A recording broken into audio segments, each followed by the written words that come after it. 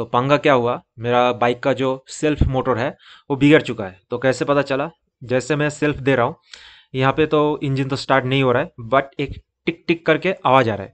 वो जो आवाज़ आ रहा है वो रिले से आ रहा है। मैं जब ही सेल्फ स्विच को ट्रिगर कर रहा हूँ तभी ये आवाज़ टिक टिक करके आ रहा है रिले से। बेसिकली मैं जो सेल्फ स्विच है उसको मैं प्रेस कर रहा था और इसीलिए ये टिक टिक आवाज़ आपको सुनाई दे रहा था। तो मोटर मैं यहाँ पे पहले से ही खुल के रखा हूँ। तो सिर्फ टिक टिक आवाज़ सुन के मैं ये नहीं कन्फर्म हो सकता कि मेरा मोटर ख़राब है, हो सकता है वायरिंग का भी प्रॉब्लम हो सकता है। तो मैं पहले ये चेक करूँगा कि मेरा मोटर तक करंट पहुँच रहा है कि नहीं पहुँच रहा है। तो यहाँ पे मैं एक मल्टीमीटर सेट किया हूँ। ये है मोटर का पॉजिटिव टर्मिनल, यहाँ पे पॉजिटिव पावर आता है और नेगेटिव टर्मिनल को मैं एक वायरिंग से जोड़ के रखा हूँ और ये वायरिंग मेरा बैटरी से जुड़ा हुआ है। तो अभी मैं मल्टीमीटर में चेक करूँगा कि सेल्फ देने के बाद मेरा करंट आ रहा है कि नहीं। तो यहाँ पे मैं सेल्फ का बटन प्रेस किया तो यहाँ पे मुझे वोल्टेज शो कर रहा है, जो बैटरी का वोल्टेज है वो मुझे दिखा रहा है। तो इसका मतलब यही हुआ कि जब भी मैं सेल्फ का बटन प्रेस कर रहा हूँ, मेरा रिले तो काम कर रहा है और रिले काम करने के बाद मेरा मोटर तक करंट पहुँच रहा है, बट मेरा मोटर नहीं घूम रहा है।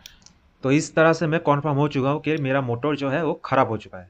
तो ये रहा मेरे पास स्टार्टर मोटर, और इसका जो रोटर है बहुत टाइट है, जैम है, मतलब ये घुमा के ही पता लगेगा। तो फिर से मैं एक बार आपको दिखा देता हूँ। ये मेरा स्पेयर बैटरी है। ये जो पोर्ट है मोटर का, ये पॉजिटिव पोर्ट है। पॉजिटिव में ये पॉजिटिव टर्मिनल को लगा देता हूँ। और जो नेगेटिव पोर्ट है, नेगेटिव पोर्ट मोटर का टोटल बॉडी है, बट बॉडी में पेंट चढ़ा है। तो ऐसा जगह ढूंढना पड़ेगा जहाँ पे पेंट नहीं है, जैसे यहाँ पे। तो यहाँ पे मैं अगर इसको टच करूँ और देख पा रहे हैं कोई रिस्पॉन्स नहीं है मोटर से। तो आप मोटर को खोल के देखते हैं अंदर क्या प्रॉब्लम है। मोटर को खोलने के लिए ऊपर ये दो बोल्ट आपको खोलना है, 8 mm का बोल्ट है। और मोटर को खोलने से पहले एक और काम आपको करना है।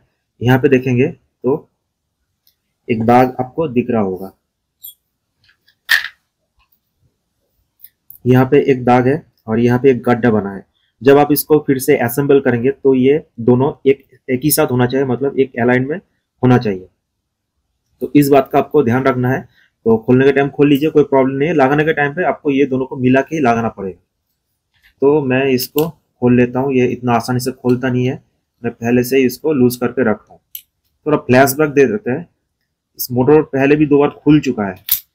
एक बार मैं साफ सुफ करके झाड़ फूक करके लगा दिया था तो मोटर मेरा चल रहा था, और सेकेंड टाइम मोटर के अंदर जो ब्रास होता है उस ब्रास को मैं चेंज किया था, उसके बाद मोटर चला था। और अभी ये थर्ड टाइम खुल रहा है।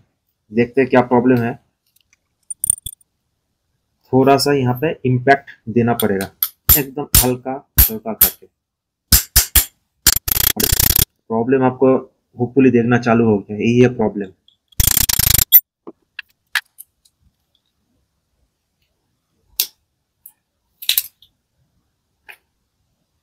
बाप रे बाप, साला इतना दिन चल रहा था, ये बहुत बड़ा बात है।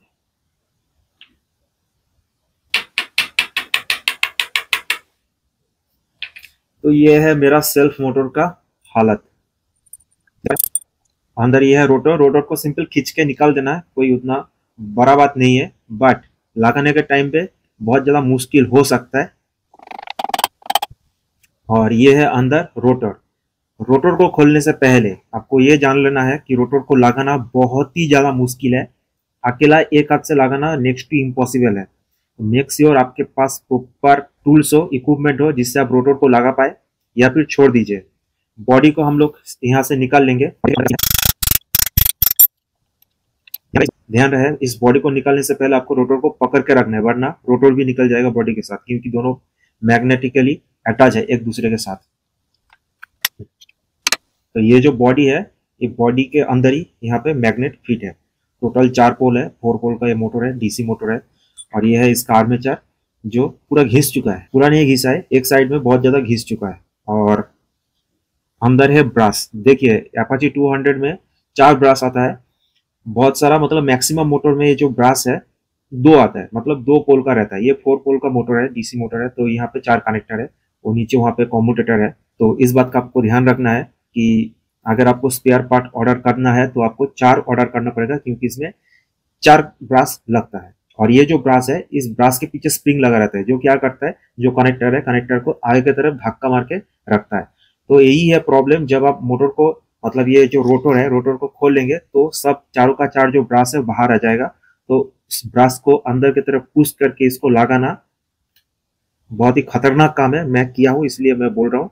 तो आप अगर ये काम अकेला करना चाहते हैं तो मेक श्योर आपके पास प्रॉपर इक्विपमेंट रहे इसको वापस इंस्टॉल करने के लिए। तो मैं सबसे पहले यही चेक करूंगा कि जो ये चार ब्रास है, चार ब्रास का जो वायरिंग है वो वायरिंग कहीं से हट तो नहीं गया है, कट तो नहीं गया है। और मुझे यहाँ पे प्रॉब्लम मिल चुका है। देखिए यहाँ पे जो मेरा वायरिंग है ये कट गया है, ये जो वायरिंग है ये कट के बाहर आ चुका है। तो अभी वायरिंग कट गया है तो मुझे रोटर को बाहर निकालना ही पड़ेगा। और आपके लिए भी बहुत अच्छा ही हुआ, अंदर का जो सामान है आपको आसानी से दिख जाएगा। तो जब भी मैं इस रोटर को बाहर निकालूंगा तो देखिए यहाँ पे जो स्प्रिंग है, स्प्रिंग भी बाहर आ चुका है। ये रहा स्प्रिंग, स्प्रिंग बाहर आ चुका है। इसके आगे रहता है ब्रास, ब्रास घिस के पूरा खत्म हो चुका है। ये बहुत ही ज्यादा मोटा रहता है ये ब्रास। बाकी ब्रास का भी हालत देख ले तो ये भी एकदम बिल्कुल खत्म है।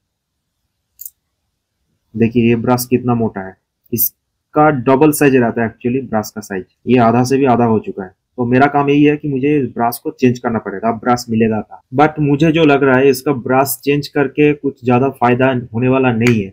क्योंकि अगर मैं रोटर का ये कॉम्यूटेटर वाला पार्ट देखूं, ये बहुत ही ज्यादा घिस चुका है। अगर आपको दिख रहा होगा यहाँ पे, ध्यान से देखिए, यहाँ पे एक कैविटी की जैसा बन गया है, गड्ढा जैसा बन गया है। तो इसीलिए अगर ब्रास अगर मैं नया लगा भी देता हूँ तो ब्रास बहुत ही ज्यादा अंदर तक पहुंच जाएगा। जिसलिए क्या होगा, ये इस साइड का ये ऊपर वाला पार्ट और इस साइड का ऊपर वाला पार्ट से ब्रास ज्यादा घिसता रहेगा। वायरिंग भी बहुत ज्यादा बाहर आ जाएगा, तो वायरिंग घिसने का भी चांस है।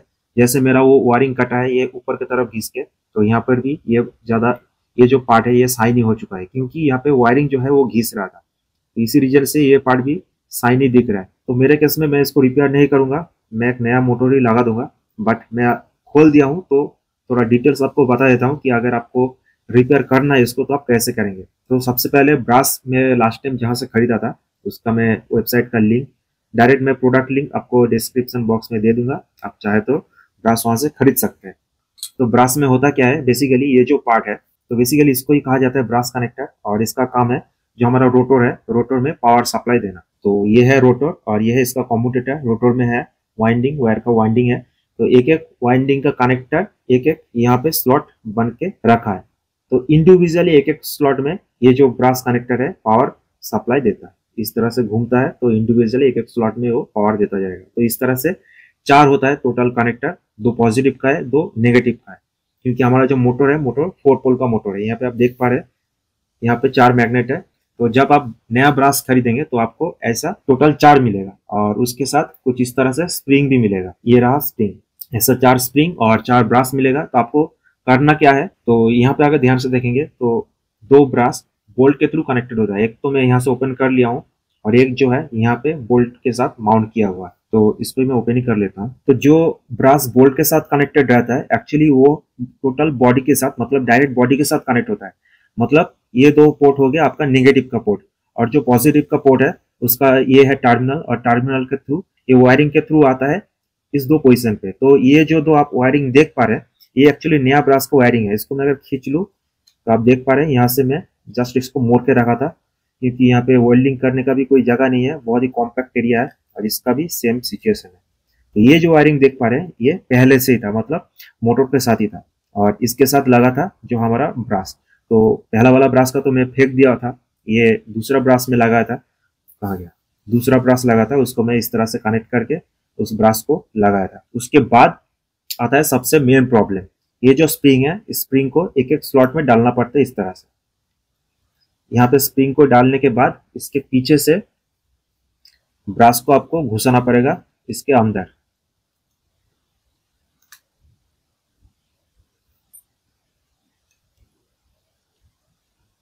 देख पा रहे हैं, इसको मैं छोड़ दूंगा तो ये बाहर आ जाएगा, इसके अंदर घुसाना पड़ेगा। तो ऐसे टोटल चारों ब्रास को अंदर घुसा के उसके बाद जो ये रोटर है, रोटर को अंदर डालना पड़ेगा। तो एक हाथ से ये करना इम्पॉसिबल, नेक्स्ट इम्पॉसिबल नहीं, टोटल इम्पॉसिबल है। तो इसीलिए ब्रास को चेंज करना बहुत ही ज्यादा मुश्किल काम है। जब आप ब्रास को लगा देंगे अंदर, रोटर को आप डाल दिया अंदर, रोटर तो चला गया। उसके बाद जब आप इस बॉडी को लगाने जाएंगे तो ये फट से खींच लेगा क्योंकि इसके अंदर लगा है मैग्नेट। तो जो भी हो आपको इसको लगाना पड़ेगा ध्यान से। और लगाने के बाद जैसे मैं आपको बताया था, यहाँ पे ये जो दाग है और यहाँ पे जो कैविटी है इसको आपको मिलाना पड़ेगा। तो आप अगर इसको घुमा के मिलाने का कोशिश करेंगे तो नहीं होगा, ये लॉक हो जाएगा। इधर से भी मैं अगर घुमाऊं तो ये नहीं आएगा, आपको इसको सीधा ही अंदर डालना पड़ेगा। उसका रीजन यही है, यहाँ पे अंदर छोटा सा बिट कहाँ आ गया, ये वाला बिट आप देख पा रहे हैं, ये जाके लॉक हो जाता है, इसलिए घूमता नहीं है। वो जो बीट है यहाँ पे आकर लॉक हो जाता है, मतलब लग जाता है, इसलिए घूम नहीं पाता है। तो आपको जब लगाना है, ये जो कैविटी वाला पोर्शन है एकदम सीधा ही आपको इसको कुछ इस तरह से लगाना पड़ेगा। उसके बाद घुमाने का कोशिश भी करेंगे तो नहीं घूमेगा। ये रोटर चला गया अंदर और आपको लेना है बॉडी को, ये कैविटी है, इसको सीधा डालना है एकदम अंदर, बस ये चला गया और ये घूमेगा भी नहीं, एक बार अंदर चला गया तो बस इतना ही होता है। आपका रोटर हो गया सेट। उसके बाद बस हेड को लगा देना है। हेड को भी लगाने के लिए आपको देख लेना है कि ये जो दो आप बोल्ट लगाने का जगह था और यहाँ पे जो बोल्ट लगाने का जगह है वो दोनों एक ही बराबर होना चाहिए। और उसके बाद बस इसको लगा दीजिए। इसका कोई ओरिएंटेशन नहीं होता है, कैसी भी आप लगा सकते हैं और बोल्ट को अटैच कर दीजिए तो आपका मोटर हो जाएगा असेंबल। सो चलिए कंप्यूटर स्क्रीन पे और आपको दिखा देता हूँ आपको कौन सा वाला पार्ट खरीदना है। तो यही है वो वेबसाइट जहाँ से मैं ब्रास को पहले भी खरीद चुका हूँ। वेबसाइट का नाम है savexbikes.com। मैं और भी 3-4 प्रोडक्ट यहाँ से खरीदा हूँ। जो भी हो, डिस्क्रिप्शन, जो मेरा पेज का डिस्क्रिप्शन है वो लिंक पे है, आप जरूर जाकर चेकआउट करिए। इस पेज को जब आप ओपन करेंगे तो यहाँ पे 3 ऑप्शन आपको दिखाएगा। अपाची का जो सीरीज है वो आपको दिखाएगा, जो बहुत ही पुराना है, 2009 से 2010। तो आपको क्या करना है, बेसिकली जो लास्ट वाला ऑप्शन है अपाची 180 RTR 2009 से 10, इसको आपको सिलेक्ट कर लेना है और इसी को परचेस करना है। क्योंकि 2009 से लेकर आज तक जो मोटर यूज हो रहा है अपाची के, टीवीएस अपाची की बाइक में, वो सेम ही है, 4 पोल का मोटर है। आज तक वही सेम मोटर यूज हो रहा है, तो सेम पार्ट्स आपका जो अभी का बाइक है उसमें भी लग जाएगा। और मेरे केस में क्या हुआ, मैं टीवीएस सर्विस सेंटर का 3 सर्विस सेंटर घूम लिया हूँ, मुझे स्टार्टर मोटर नहीं मिला और मुझे पता था नहीं मिलेगा, इतना भरोसा हो चुका है सर्विस सेंटर पर। तो ये मैं अमेजोन से ये वाला मोटर में परचेस कर चुका हूँ। और कैसा रहेगा ये मोटर, कितना दिन परफॉर्मेंस देगा मुझे नहीं पता। तो बेसिकली मैं खुद के लिए भी एक ये ब्रास ऑर्डर कर रहा हूँ। तो मेरा जो पुराना वाला मोटर है जो खराब हो चुका है, उसमें मैं ब्रास को लगाऊंगा और मोटर को रीबिल्ड करूंगा।